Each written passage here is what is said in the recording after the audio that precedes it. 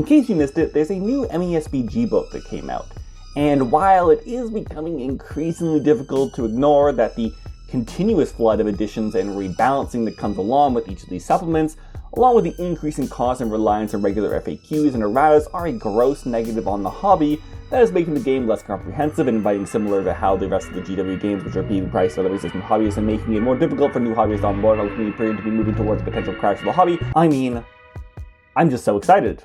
Aren't you excited? Thank you, GW. You're the best.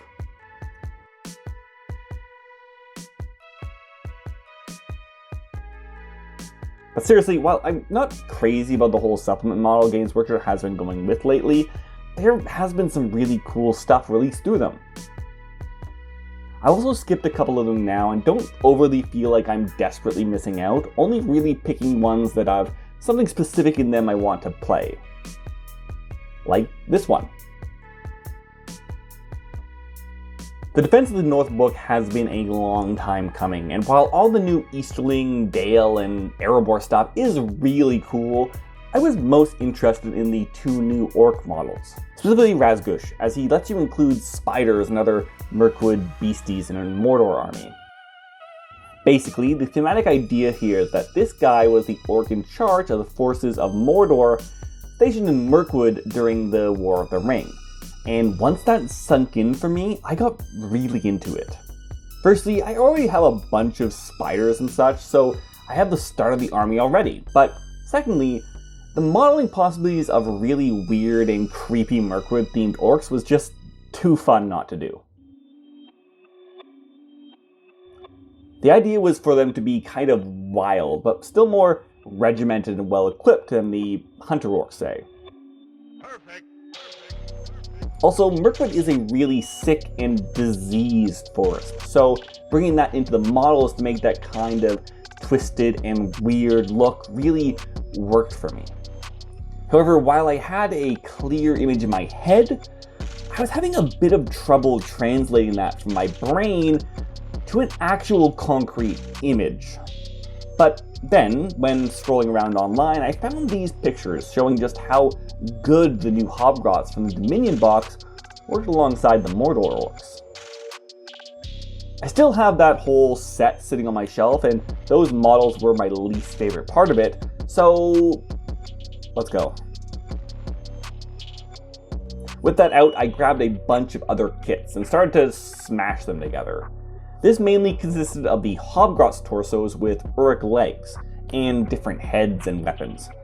I even toyed with the idea of adding some sticks and branches growing out of them as if they were being infected by the forest itself, and I was pretty happy with the results. But they weren't quite there yet. So over the next couple months I got distracted by other projects, but in that time I also picked up a few extra bits that I thought may work nicely for these guys. The main thing I wanted was to make sure that these were distinguished from my Angmar orcs, to ensure both the armies still felt distinct from one another. To do this, I decided to try and include as little overlap between the kits as possible, with the main ones I focused on being the aforementioned Hobgrots from Age of Sigmar, the Frostgrave Cultists, as I love some of the bits in that box, some shields from Medbury Miniatures that I've had printed by MTM Printworks, and then a few other kits and more random bits and pieces. With all these laid out in my arm's reach method as discussed in my first Angmar Orc building video, I got to work. And since my image for these guys still wasn't totally there yet, I decided to start with my own version of Razgush, hoping that by deciding on a look for the leader, it would help influence the rest of the horde. So here's what I ended up with. Basically a Frostgrave cultist body with Hobgrot's arms and armor, an amputated mace arm, some Nighthaunt's bits for the cloak and helmet, a Morgul Knight shield, and finally a couple of branches growing out of his arm for good measure. I was pretty happy with him, as I liked the overall design and felt the pose was relatively dynamic, so I went ahead with the rest. I cranked out quite a few by just grabbing random bits that seemed to pop into my head, and before starting to realize that these just weren't really doing it for me. I'd gotten into the overall rhythm of cultist legs and Hobgrot's torsos, but looking at them, they really weren't reading as orcs to me. They seemed more like weird zombies, maybe due to the posture from the cultist and hobgrots making them look a bit too human.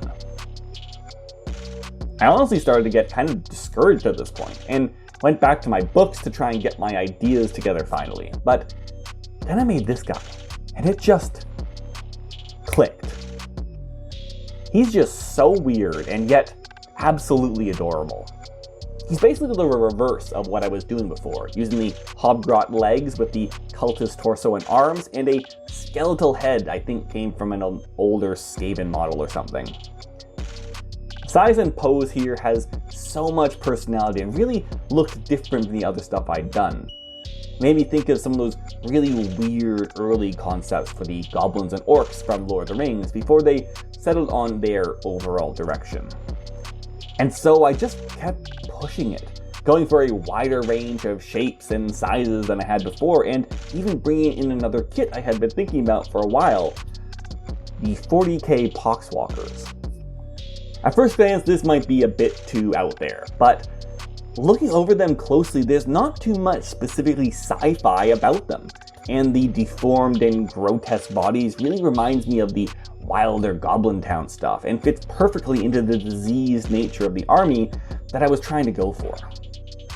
And so after a while of smashing more and more stuff together and really going as wild as I felt I could, I had to finally stop myself, as suddenly I had a group I was pretty happy with. I just love how much variation in size and shape there is, particularly when you mix in those earlier ones I had worked on. And while they all felt very different, there was just enough tying them together that I think it works. So while I like how they're looking, there are some rough gaps and bits still on them, which means we had to get out the green stuff.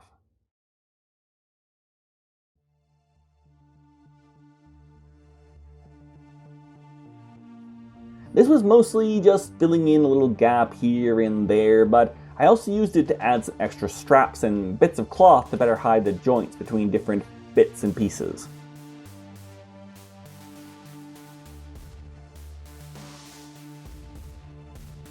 It's funny, you would think that the kit bashing part would take the longest, but it really doesn't, as I blew through that in no time. But this is where the real time sink is. It's not that any of these are particularly tricky, just time consuming. Then lastly, we needed to base these guys up, so I decided to go with a similar look to my Hunter Orcs, as they already matched my spiders with their Mirkwoody bases. This meant first cutting out a bunch of individual bricks to represent ruined paths and forts, and I used egg cartons to do this, as they have this great rocky texture built into them. So once I had enough, I started gluing them down in patches to the bases using some super glue, before adding bits of torn up cork as rocks, and finally some branches. A while ago, I got a bunch of leftover bits and pieces from a Sylvaneth army and terrain project for cheap, and it was just a spectacular source for weird stuff with all these different bits of leaves, branches, weapons, and even little bugs and animals that are just fantastic for both models themselves, but are even better on bases, as they just add so much detail. I tried to mix these up, breaking the models into 4 rough groups. One with just bricks, one with bricks and rocks, one with bricks and sticks, and finally one with all 3, which added a lot of variety to the final group. And with all that finished, these guys are basically done, and they really are creepy as f***.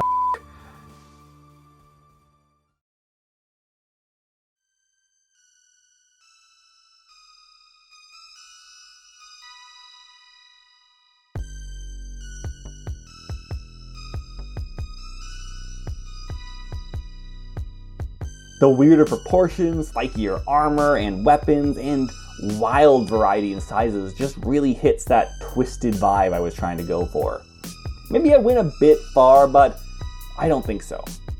The biggest issue I had was actually back with Razgush from before, as now he felt a bit too small and lean to fit in with the more deformed horde I had built. So I went back and threw together a new one using one of the thicker torsos from the Poxwalkers to give me this version. He just looks so much more powerful and nasty, which makes him fit way better into the army in my opinion. However, I do know a couple of my patrons mentioned really liking the original one, so I decided, why not send him away? Basically, anyone who is signed up to my Patreon in June will be entered into a giveaway to have this little creep sent out to them, with the winner getting announced in the next video. So if you're not a patron already and are interested, hop on over there. So if you want to help me out with this wild little journey I'm going on, please share this around. Comment on the video, like, subscribe, and if you really want to go that extra mile to support the channel, take a look over on Patreon and join our awesome little community over there. But until next time then, stay safe everyone.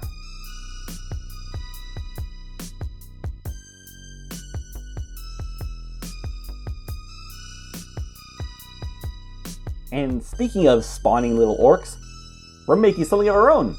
A little boy who's due in October, so that's very exciting.